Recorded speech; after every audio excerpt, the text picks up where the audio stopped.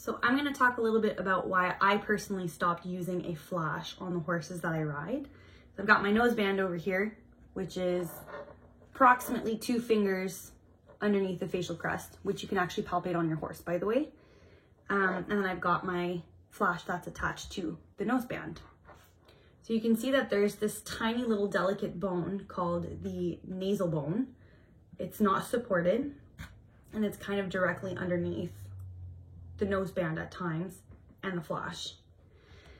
And so the reason why a lot of people use a flash is, first of all, everybody else is doing it, it looks pretty, I'm gonna add it on my horse.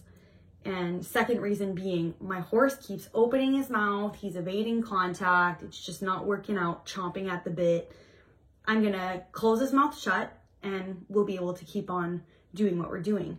But the problem with that is that when your horse is evading contact, chomping at the bit, and you find it like annoying in your hands, is that they're trying to communicate a message. And by adding a flash and just shutting their mouths, it's not actually dealing with the problem. You're just putting a band-aid on it. Your horse is communicating to you.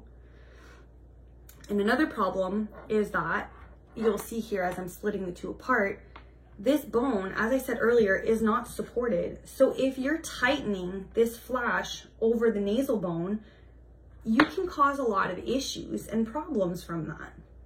Another thing here is that you have the mental foramen, which is a hole in the horse's skull where the nerves can come out and, you know, come to the front of the face.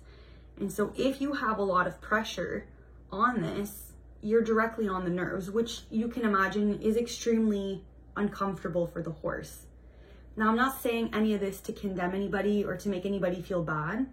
I used to ride with this. I'm learning as I go, and I'm changing things as I go. That's all. There's no judgment here. I also wanted to add that this is our new model. He needs a name. So if ever you've got any ideas, let me know.